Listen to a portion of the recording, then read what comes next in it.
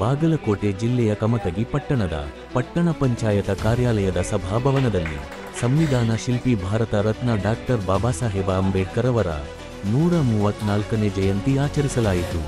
ಕಾರ್ಯಕ್ರಮದ ಅಧ್ಯಕ್ಷತೆಯನ್ನು ಪಟ್ಟಣ ಪಂಚಾಯತಿ ಅಧ್ಯಕ್ಷರಾದ ರಮೇಶ್ ಜಮಖಂಡಿ ವಹಿಸಿದ್ದರು. ಪಟ್ಟಣ ಪಂಚಾಯತಿ ಅಧ್ಯಕ್ಷರು, ಉಪಾಧ್ಯಕ್ಷರು, ಸದಸ್ಯರು, ಸಿಬ್ಬಂದಿಗಳು ಅಂಬೇಡ್ಕರ್ ಅವರ ಭಾವಚಿತ್ರಕ್ಕೆ ಪೂಜೆ ಸಲ್ಲಿಸುವ ಮುಖಾಂತರ ಅಂಬೇಡ್ಕರ್ ಅವರ ಜಯಂತಿಯನ್ನು ಆಚರಿಸಿದರು. ಶರಣಯ್ಯ ಸರಗಣಾಚಾರಿ ಡಾಕ್ಟರ್ ಬಾಬಾ ಸಾಹೇಬ್ ಅಂಬೇಡ್ಕರ್ ಅವರು ರಚಿಸಿದಂತಹ ಭಾರತದ ಸಂವಿಧಾನದ ಪೀಠಿಕೆಯನ್ನು ಬೋಧಿಸಿದರು. ಈ ಸಂದರ್ಭದಲ್ಲಿ ಉಪಾಧ್ಯಕ್ಷೆ ಶ್ರೀಮತಿ ನೇತ್ರಾವತಿ ನಿಂಬಲಗುಂದಿ, ಸದಸ್ಯರಾದ ಶ್ರೀಮತಿ ಹುಚ್ಚವ್ವ ಹಗೇದಾಳ, ದೇವಿಪ್ರಸಾದ ನಿಂಬಲಗುಂದಿ, ಸಂಗಪ್ಪ ಗಾಣಿಗೇರ, ಬಸವರಾಜ್ ಕುಂಬಳಾವತಿ, ಲಕ್ಷ್ಮಣ ಮಾದರ, ಗುರಲಿಂಗಪ್ಪ ಪಾಟೀಲ, ಚಂದುಕುರಿ, ಬಸವರಾಜ ದಂಡಾವತಿ, ಶ್ರೀಮತಿ ನಂದಾ ದ್ಯಾಮಣ್ಣವರ, ಮುಖ್ಯಾಧಿಕಾರಿ ಎಫ್ಎನ್ ಹುಲ್ಲಿಕೇರಿ ಸೇರಿದಂತೆ ನಾಮನಿರ್ದೇಶಿತ ಸದಸ್ಯರು, ಸಿಬ್ಬಂದಿ ವರ್ಗ ಪಾಲ್ಗೊಂಡಿದ್ದರು.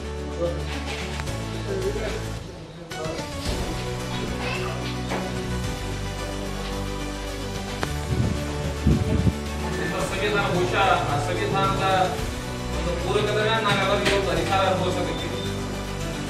ಈ ಎಲ್ಲ ಮೀಸಲಾತಿಗಳನ್ನ ವರ್ಗೀಕರಣ ಮಾಡಿ ಎಲ್ರಿಗೂ ಅಧಿಕಾರ ದೊರಕಿಸಿಕೊಡುವಂತ ಒಂದು ಮಹತ್ ಕಾರ್ಯವನ್ನ ಅಂದೇ ಅಂಬೇಡ್ಕರ್ ಅವರು ನಿರ್ಮಾಣ ಮಾಡಿದ್ರು. ಅದಕ್ಕೋಸ್ಕರನೇ ನಾವು ಕೆಲವು ಮೆಂಬರ್ಗಳಾಗಿ ಅಧ್ಯಕ್ಷ, ಉಪಾಧ್ಯಕ್ಷ, ಈ ಕೆಟಗರಿ ಎಲ್ಲ ಬರ್ತಾವ, ಎಲ್ಲ ಅವರ ಒಂದು ಅನುಭವಿಸಬೇಕು. ಇವತ್ತು ಕೆಲವೊಂದ್ ಕಡೆ ವರ್ಗೀಯ ತಾರತಮ್ಯ ಐತಿ, ಇನ್ನೂ ಅಳಿದಿಲ್ಲ. ಆ ಒಂದು ತಾರತಮ್ಯ ಹೋಗಲಾಡಬೇಕು. ಈ ಭಾರತ ರತ್ನ ಅಂಬೇಡ್ಕರ್ ಅಂತ ರಚಿಸಿದಂತ ಸಂವಿಧಾನ ನಾವು ಎಲ್ಲರೂ ಉಳಿಸೋಣ, ಅದನ್ನು ಬೆಳೆಸೋಣ ಅಂತ ಹೇಳಿ ನಾನು ನಿಮ್ಮ ಮಗ ಇವತ್ತು ಸತ್ತು ಹೋಗಿದ್ದಾರೆ ಅಂತಕ್ಕಂಥ ಮಾತನ್ನು ಕೇಳಿದಾಗ ಅಂಬೇಡ್ಕರ್ಗೆ ಸಾವಿರಾರು ಕರೆಯನ್ನು ಹಾಕ್ತಾ ಇರ್ತಾರೆ. ಆ ಸಂದರ್ಭದಲ್ಲಿ ಮನಸ್ಸಿಗೆ ನೋವಾಗಿ ಪುಸ್ತಕವನ್ನು ಮುಚ್ಚಿಟ್ಟು ಹೊರಗಡೆ ಬಂದಾಗ ಆತ್ಮೀಯ ಸ್ನೇಹಿತರು ಬಂದು, ಯಾಕೆ ಇವತ್ತು ನೀವು ಸತ್ತಿದ್ದೀರಿ, ಯಾಕೆ ನಿಮ್ಮ ಕಣ್ಣಲ್ಲಿ ನೀರಿದೆ ಅಂತ ಕೇಳಿದಾಗ, ಇಲ್ಲ ಇವತ್ತು ನಮ್ಮ ಮಗ ಪುತ್ರ ಸತ್ತು ಹೋಗಿದ್ದಾರೆ, ಅದಕ್ಕೆ ನನಗೆ ಗೊತ್ತಾಗಿದೆ ಅಂತ ಹೇಳ್ತಾರೆ. ಆ ಸಂದರ್ಭದಲ್ಲಿ ಇಂಥ ದುಃಖದ ಸನ್ನಿವೇಶದಲ್ಲಿ ನೀವು ಹೋಗದೆ ನೀವು ಇಲ್ಲೇ ಇದ್ದೀರಲ್ಲ ಅಂತ ಹೇಳಿದಾಗ, ಇಲ್ಲ ನಾನು ಹೋದ್ರೆ ಅಂದರೆ ನನ್ನ ಮಗ ಒಬ್ಬ ಸತ್ತ ನಾವು ಬರೋದಿಲ್ಲ, ನನ್ನ ಎಷ್ಟೋ ಸಾವಿರಾರು ಕೋಟಿ ಭಾರತೀಯರ ಮಕ್ಕಳಿದ್ದಾರೆ, ಅವರು ಸತ್ತು ಹೋಗ್ತಾರೆ ಅಂತಕ್ಕಂಥ ಮಾತನ್ನು ಮತ್ತು ಆಸ್ಪತ್ರೆಯಲ್ಲಿ ಹೇಳ್ತಾರೆ. ಇನ್ನೊಂದು, ಅವರು ಕಂದಾಯದಲ್ಲಿ ಸುಮಾರು ಎಂಥ ಪಂಡಿತರಲ್ಲಿ ಸುಮಾರು 58,000 ಪುಸ್ತಕಗಳು ಏಕೈಕ ವ್ಯಕ್ತಿ ಯಾರಪ್ಪ ಬಿ.ಆರ್. ಅಂಬೇಡ್ಕರ್ ಅವರು 58,000 ಪುಸ್ತಕಗಳನ್ನು ಓದಿದ್ದಾರೆ.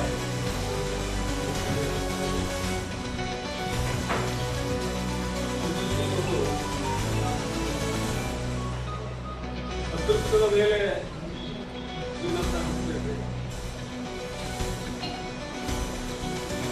ನಿಮ್ಮ ಶಕ್ತಿಯ ಮೇಲೆ ನಂಬಿಕೆಯನ್ನಿಟ್ಟು ಒಂದು ಗುರಿಯನ್ನ ಇಟ್ಟು ಅದರ ಮುಖಾಂತರ ನೀವು ಸಾಧನೆ ಕೈಬೇಕು ಅಂತ ಹೇಳ್ತಾರೆ. ಅಂದ್ರೆ ಅದೃಷ್ಟ ಇರ್ತೈತಿ, ದೈವ ಶಕ್ತಿನೂ ಇರ್ತೈತಿ. ಅದೃಷ್ಟದ ಮೇಲೆ ಬೇಡ, ನಿಮ್ಮ ಸ್ವಂತ ಭಾರತವನ್ನು ಸಾರ್ವಭೌಮ ಸಮಾಜವಾದಿ ಜಾತ್ಯತೀತ ಪ್ರಜಾಸತ್ತಾತ್ಮಕ ಗಣರಾಜ್ಯವನ್ನಾಗಿ ರೂಪಿಸುವುದಕ್ಕಾಗಿ ಭಾರತದ ಎಲ್ಲ ಪ್ರಜೆಗಳಿಗೆ ಸಾಮಾಜಿಕ ಆರ್ಥಿಕ ಮತ್ತು ರಾಜಕೀಯ ನ್ಯಾಯವನ್ನು ವಿಚಾರ, ಅಭಿವ್ಯಕ್ತಿ, ನಂಬಿಕೆ, ಧರ್ಮ ಮತ್ತು ಉಪಾಸನೆಯ ಸ್ವಾತಂತ್ರ್ಯವನ್ನು ಮಾನವ ಮತ್ತು ಅವಕಾಶದ ಸಮತೆಯನ್ನು ಉಪಾಸನೆಯ ಸ್ವಾತಂತ್ರ್ಯವನ್ನು ದೊರೆಯುವಂತೆ ಮಾಡುವುದಕ್ಕಾಗಿ ವ್ಯಕ್ತಿ ಗೌರವ, ದೇಶದ ಏಕತೆ ಮತ್ತು ಸಮಗ್ರತೆಗಾಗಿ ಎಲ್ಲರಲ್ಲಿ